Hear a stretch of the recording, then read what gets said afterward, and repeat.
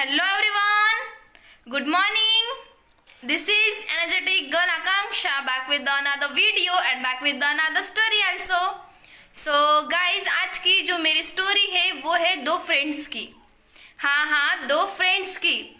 पता है एक बार एक लड़का और लड़की दोनों फ्रेंड्स थे। हाँ, वो दोनों बहुत अच्छे फ्रेंड्स थे। वो एक दूसरे पर बहुत भरोसा करते थे, विश्वास करते थे।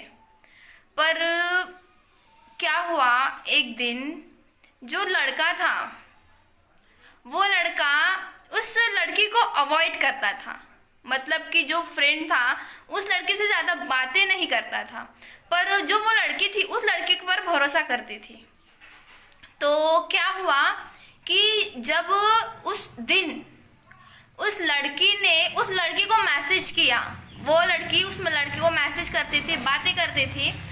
तो जब उस दिन उस लड़के ने मतलब जब उस लड़के ने उस लड़की का जब मैसेज नहीं देखा, पता है जब लड़के ने उसको मैसेज किया, मैसेजेस किए, तब वो लड़का बिना मैसेजेस देखकर ही रात में सो गया। उसको पता था कि मैसेज आए हैं, उसने उसको अवॉइड किया, मैसेजेस नहीं देखे बिना ही सो गया। और दूसरे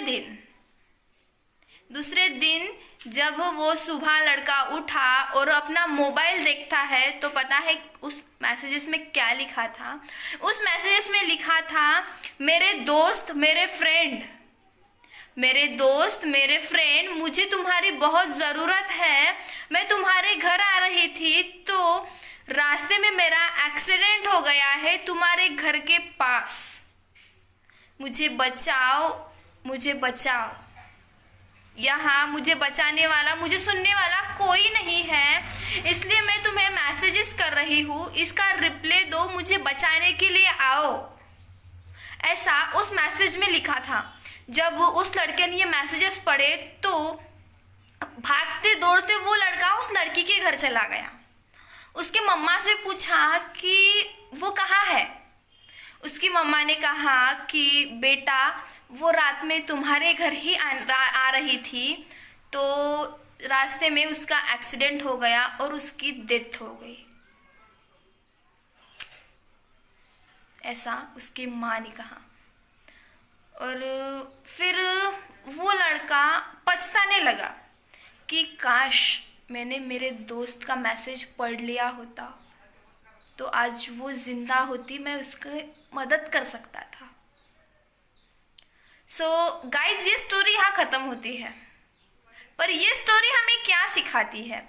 ये स्टोरी हमें ये सिखाती है कि जो लोग हम पर भरोसा करते हैं उनका भरोसा नहीं तोड़ना चाहिए। वो लड़की उस लड़के पर भरोसा करती थी, उसको लगता था कि ये मुझे बचाने आएगा, पर उस लड़के ने उसको अवॉइड किया, उसकी जान चली गई।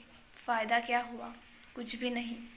आप भी ऐसा करते हो, मैं आपको 100% श्योर बताती हूँ कि आप भी ऐसा करते हो। ऐसा मत करो।